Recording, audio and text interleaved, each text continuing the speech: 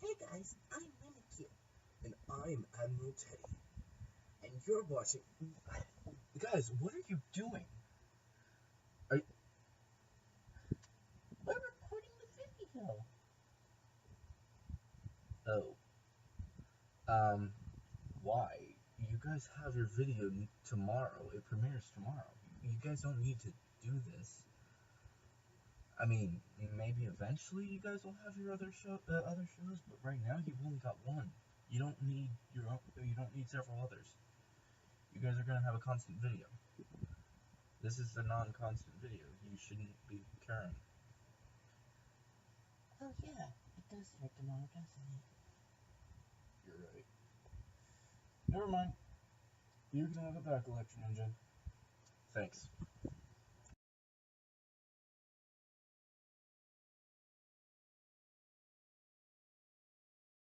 Hey guys, Electrininja here, and welcome back to Electrininja's Reviews.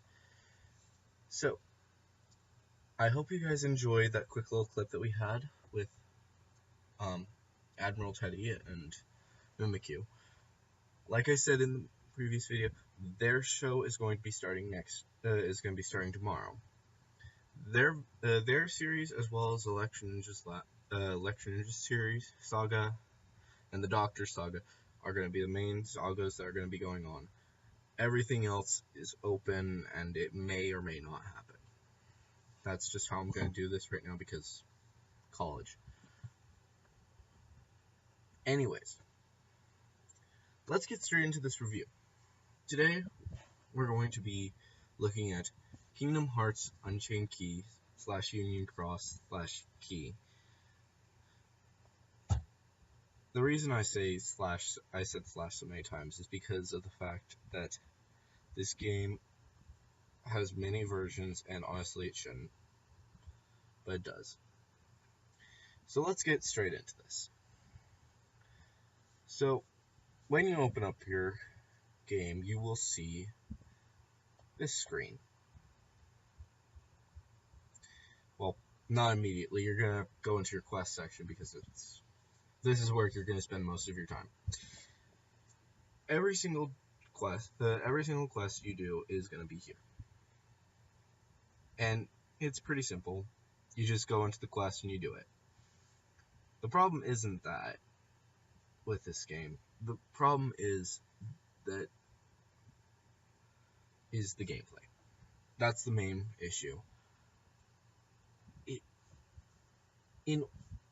The whole game centers around medals, which you get from these, which is mostly where you get them. You can't get them other places, like in quests and such, but most of them that you're going to get are going to be from the shop.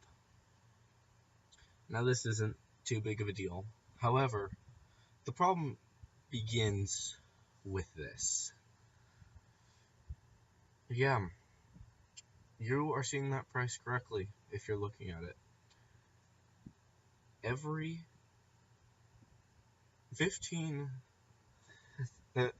approximately 15,000 jewels costs $100. Now you may be thinking, oh, that's not a big deal. But let's look back at this previous slide.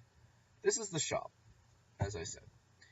And you can't see it very clearly, but it says that specific thing that they have there, it's guaranteed in 5 turns. That means that a lot of players are going to be trying to do 500 turns each time. They are going to want to do 5 turns each time. Sorry about saying 500. But that basically means they're going to be spending $100 each week, because of the fact that there's almost no way to get that many jewels every week. And those special deals only last for a few days. I think it's like 10 days or something, so it's not like a full week. However, new ones pop up during these deals, which means that you then have to spend that same money, and it's kind of ridiculous, and it just gets ridiculous.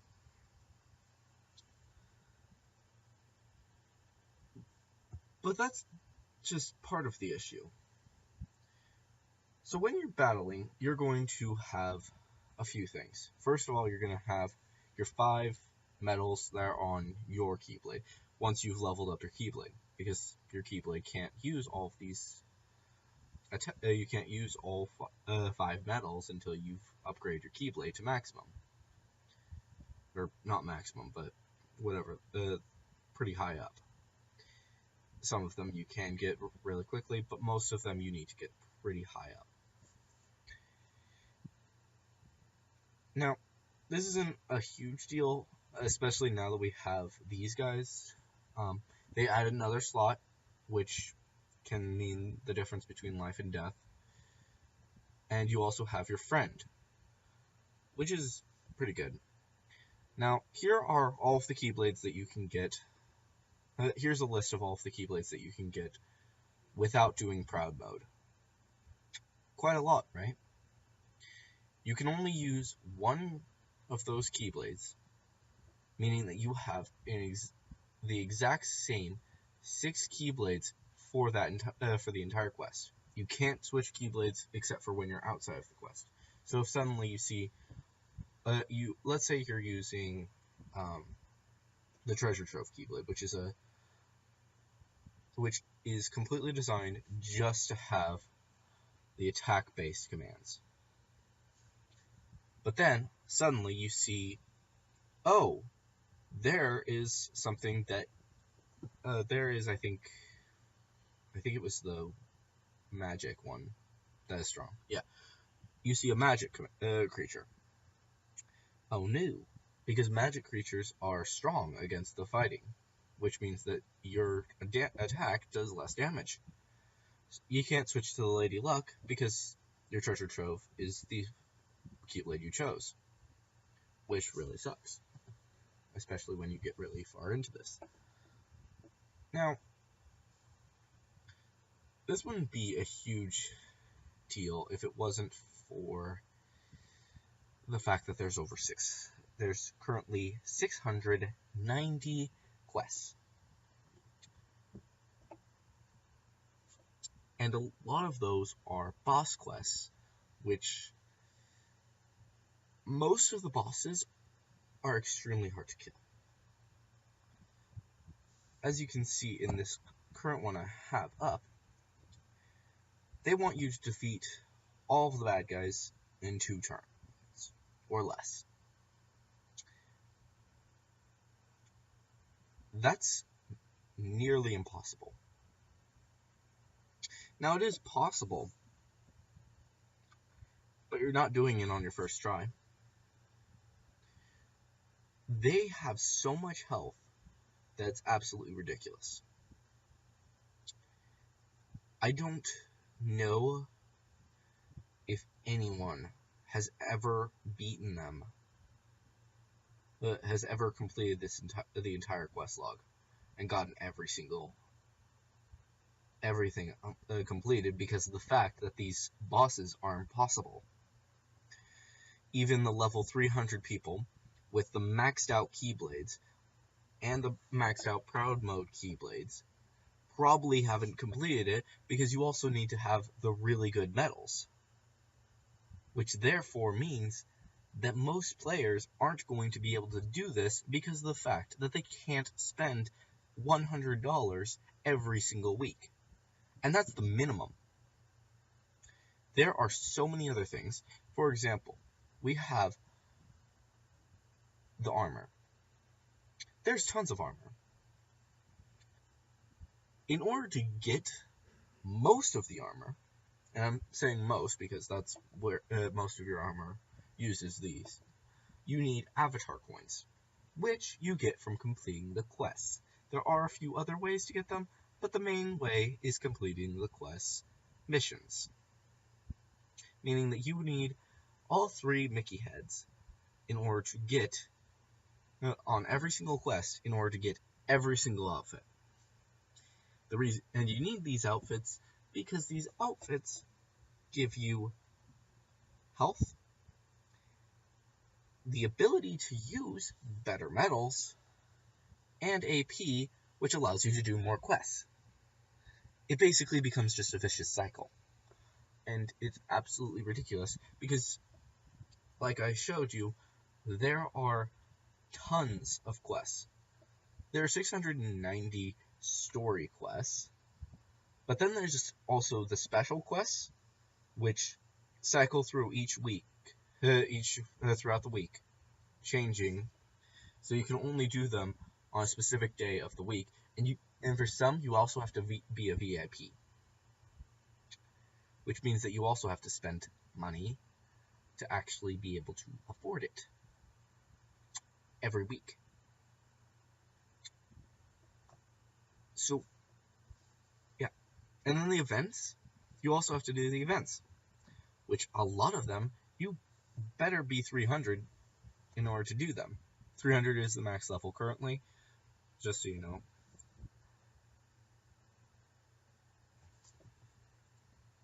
And the Union Cross, they change that every week.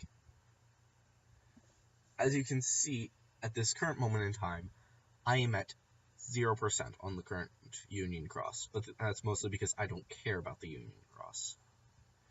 The Coliseum, most players are going to get to where I am, around there. And not even that, because, honestly, you need to be really high level in order to do the thing. I'm not certain what level it maxes out at because of the fact that I haven't completed it, but I would imagine, based on how it looks, it doesn't max out at level 300. That's just a guess, because each time you go through each level in the Coliseum, each quest in the Coliseum, they go up a level. Now, I'm not 100% certain if it's going to be more, and there's 99 quests in a lot of those. So it's just a guess, but that's a lot. That's a really high level. I'm imagining it will max out at 300, that way it's not impossible. Maybe 99, but even still, it's practically impossible. Anyways, let's look at some of the fun things. You know those avatar coins that I said that you can get all of these outfits? You can customize your character. This is just some of the examples. I didn't want to take a picture of everything. I didn't want to get everything that you can do in it, but there's some of them. This is my personal favorite one, costume. But you can customize your character almost however you want, except for the fact that you need to get every single thing from both the Coliseum and Union Cross and the events and the specials, and it gets ridiculous once you get all the way through it. Now, notice you remember how I said that there are 690 quests? Yeah, most of them are pointless. The story for this game takes place almost entirely. There are a few things, but the main story that most players are actually going to care about, most of it takes place in Daybreak Town, which is the world that you spend most of your time. So you're thinking, so some of you may be thinking, oh, that's fine. I'll just do that'll be most of my time, and I'll learn the story. Yeah, no. There are some quests throughout. You have to go through all 690 quests in order to get every single video, which means that in order to even know the story, you have to complete the entire game, which is continuing to grow, and you have to and all you're using is the quests that you are currently seeing, and a few more. I am dead serious. It might be double what I have currently showing. And that's it. You don't have to move the slider at all. Like, there's a few things, but most of that stuff you can just skip over. No one's actually going to bother. And that's it. That's all you need. Unfortunately, that's not the case. You have to do all 690 quests. Now then, I wonder, what was their thinking when they came up with this game? Alright, team. We need new ideas to bring in new Kingdom Hearts fans. Mobile MMO. Same style as Chain of Memories. Maybe we could actually make a good prequel? What? Ah! Now I know that meme is old and not very many people are actually watching that, are actually reading those anymore. But it's a good explanation of what they were probably thinking, because this game is terrible. Now let's look at some of the good things about this game. Now I didn't take any real pictures of this, so I'm just gonna go back to the main picture of this. So these are two of the main characters, Ephemer and Skuld, and also a Chirithy. Speaking of which, I will explain something. I will give some thoughts on what they should have done with this game instead of what they did. Anyways, here's the one thing. Here are some things that I actually liked about the game. The character design. Especially, so there are round about 10 characters. No, wait, I think there's a few. I think there's 11. My bad. There's 11 new characters. I'm not counting Ventus because of the fact that he already exists in Birth by Sleep, so I'm not counting him. And if you don't know about Ventus, I'm sorry, that was a spoiler, but he's, like, the main part of the game. He is, like, the later part of the actual game that they should have given us instead. Anyways, there are 5 foretellers that we know about. Plus Lucio and the Master of Masters, but they just wear black coats, so I'm not counting them right now because we still know nothing about them except for the fact that they wear black coats, and the Master of Masters is a jokester, and Lucio we know practically nothing about. I still have no idea who the hell he is. There are some theories about it. You can go look them up if you want. I think HMK and the Gamers Joint did some videos about him, but I could be mistaken. But anyways, the 5 foretellers. So each one wears a mask. And these masks, they actually tell you a lot about the character. For example, I don't know what... I think his name is Sed, the guy with the bear mask. He was in this... He kind of shows, like, the ruggedness, like, that you would imagine from someone who would wear a bear mask. He kind of reminds me of Terra. Like, from Birth by Sleep. If you haven't played Birth by Sleep, I'm sorry, but he reminds me of Terra, but he's not Terra. Now, there are 2 characters that are kind of cool-headed. However, there's actually some still interesting things about it. One of these characters is Envy, I think her name is. She's the character with the foreteller with the snake head. She is very cool-headed, as you would imagine from a snake. She mostly just observes, which makes sense for someone with a snake mask. The other person, Gula, I think his name is, who is a leopard, who has a leopard mask, he makes sense because of the fact that you especially see it in back cover. This isn't a back cover review, but You can especially see it in back cover because he is quick to judge, and he jumps to a conclusion very quickly, even though he's usually cool-headed.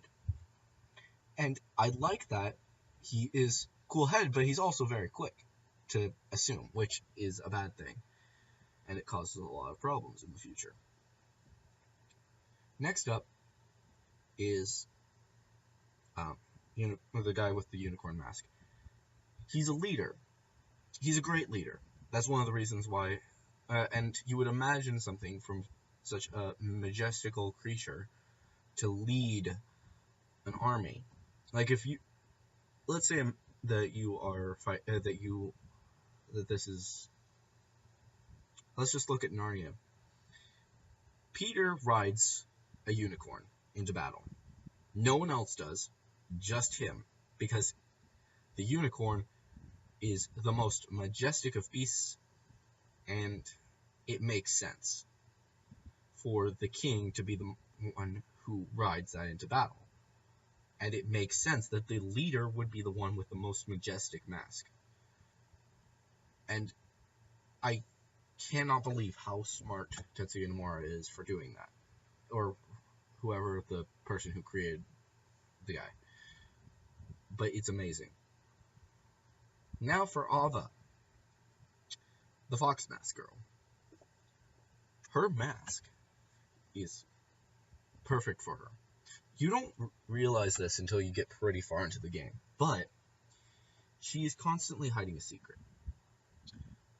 The secret of the dandelions, which is the whole plot of Union Cross, the stuff that's after Unchained Key. It is so amazing that they thought that far in advance. The fact that she has the fox mask means that they thought all the way into the near the end of the game. That a game that they've been developing slowly, not actually in. I think that was absolutely astonishing because we didn't even know about the dandelions at all.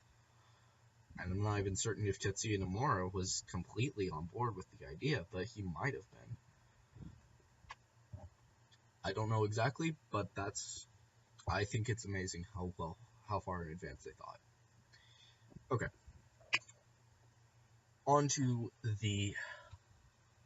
I'm just gonna go with Chirithy right now. It's just a cute creature just to be your side companion. That's it. That's all it is. He's cute. He's smart. It makes sense for it's kind of like the Moogle in Final Fantasy 13 too, honestly.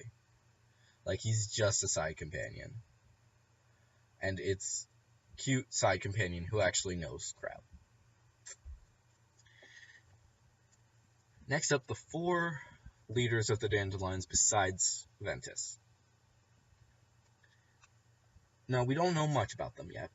We do know a bit about Ephemer and Skuld, and also Ventus, because Ventus we've seen him before. But I'm not talking about Ventus, because he's not new. We know about him. It's fine. Ephemer.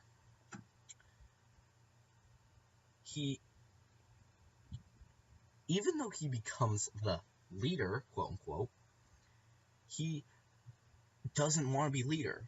He mostly wants to be friends with people, and he wants to be a good guy. Which is why we're going to be talking about what I'm going to say later. Next up is Skuld, which is the girl that's in this thing. Ephemer is the guy with the red scarf, and Chirithy is that little cute thing. If you guys don't know, Skuld, we still don't know much about her, but from what we do, she seems to be cool-headed, and I'm not 100% certain about this, but I think she has feelings for Ephemer. It's shipping, so don't take it as canon. That's one thing that you guys should know. That is not canon. I think it might be because of some things that we're going to talk about, but it's not canon yet. Next up is Brain/Blaine. Blaine is his name in Japan, and Brain is his name everywhere else. For some reason.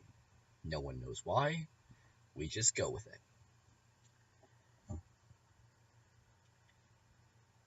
I don't understand why they decided to go with this name.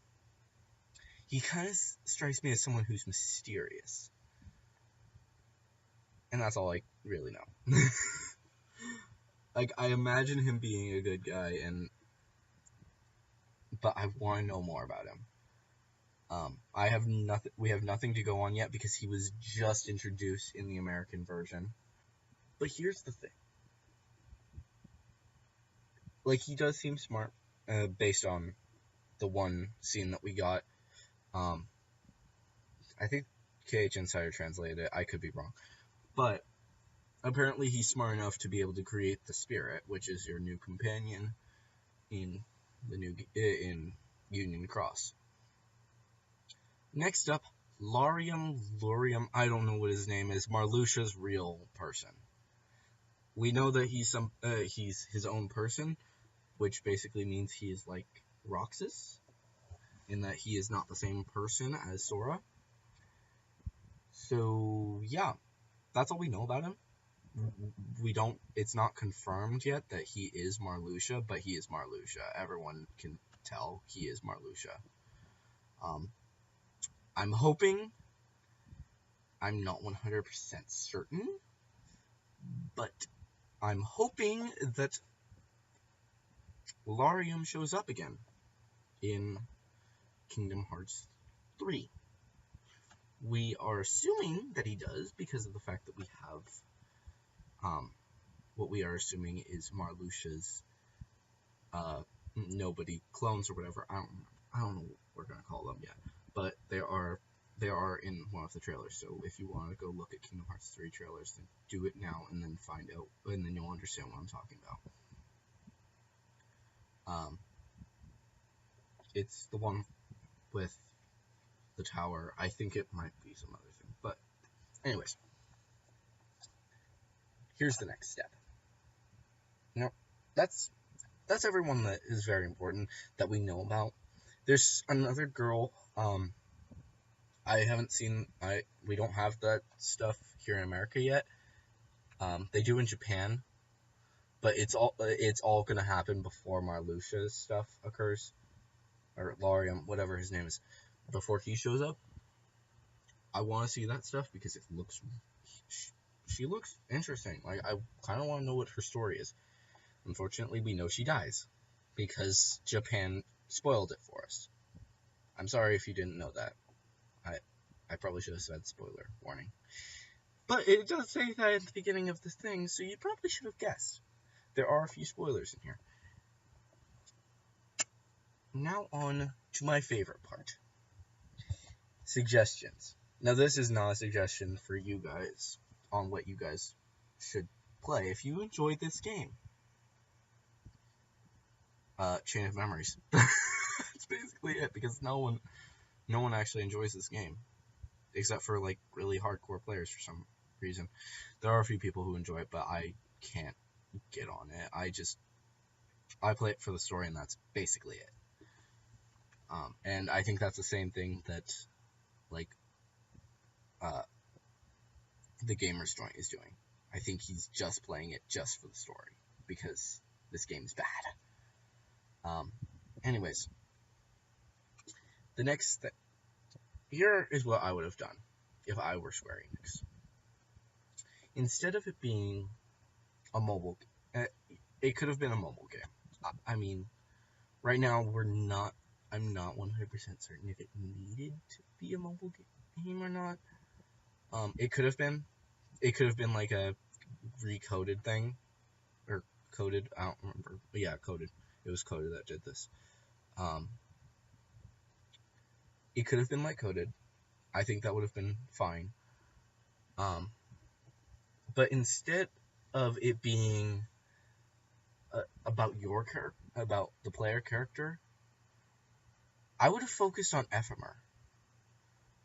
The reason being is there is so much story that he does that I would have loved to have seen. Like maybe like glimpses, like what they do with most of the stuff with Ephemer, Scold, and all the other dandelions, as well as also the stuff that they do with the foretellers. It's all like the player isn't seeing it, but you are. Um, I think it would have been better to do it the other way around, where maybe like a few glimpses of the foretellers, a few glimpses of the player character, which is they would have to figure out how they're going to make that canon, with Ephemer being the one who when whatever the person is that Ephemer meets, that would be who you would actually that would be the player, that would be the canon player. Anyways, so you play as Ephemer, going on a few quests, and then you focus. That way, you're automatically in Ava's guild, but or what union. I don't remember. Anyways, you would play as Ephemer, and it would be a straight story. Eventually, Skull would join your party until maybe a little bit before the player joins your party, which is just for a short while. You go on, do the quest, and eventually you go off and do your own thing with Chirithy, with your own Chirithy, which would be Ephemer's Chirithy. And then you would continue the story until you would speak with, and you would continue the story, and you would see little glimpses and pieces of the Keyblade War and stuff. But eventually you would get to the stuff with the dandelions, and then it would be even more fun, and that would be the actual game. And they would build on that. Now, the reason I'm saying that Ephemer and Scold should be the party members, like Scold should be your party member, and Ephemer is the player that you actually play as, is because it's not confirmed, but I imagine that Ephemer and Scold are Xehanort's parents. It's a theory by a few people, but because of the fact that Ephemer has the white hair, this is what other people have used, not me, but I actually like the theory, so I'm just gonna say it. I'm not certain who said it first. I just saw it and then I lost track of who said it. It was a while ago. And Scold has the significant yellow/orange eyes. You can see them in the photo. That Xehanort has, and he reveals that every single version of him has them, which is really interesting. So I think that Ephemer and Scold are possibly, it's not 100%, but they are possibly Xehanort's parents, which would be a huge surprise. Lucio is Xehanort and Ericus' master, so on and so forth. We don't know this all for fact, but it's a theory. It's just a theory. But, yeah, I did just quote MatPat. But, anyways, that's what I would have done. And it probably would have made a much better game. You know what? I am actually thinking that when they, shortly after Kingdom Hearts 3 comes out, because we need Kingdom Hearts 3, like, now,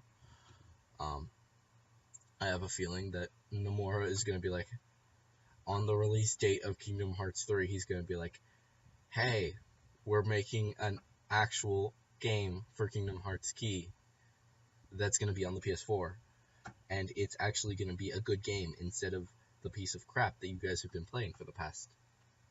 How many years has it been? It's been a few years, and it's kind of old, and I'm sick of it. I think it's been at least three. At least three. But anyways, that's what I'm saying right now. I hope you guys have enjoyed this video. Please comment anything that you think that I should do better. Also comment, did you guys like this style of a video where I have the stuff from the game / it will also include the movie if I'm doing a movie review. Do you guys like it being here? I'm not certain where I'm putting it right now because of the fact that I'm doing this in post-production, but do you guys like this style? I think it looks I think it looks better. But if you guys like it, comment in the description below. Also subscribe, ring that notification bell. Whatever you're gonna do it. I hope you guys have enjoyed this video. I'll see you guys next time. And don't forget about the thing tomorrow. Yeah, I need to go make that now because I made that is being made after I record this part. Yeah. And the credits are up, aren't they? Yep. And you guys just heard that I didn't. Okay. See you guys next time.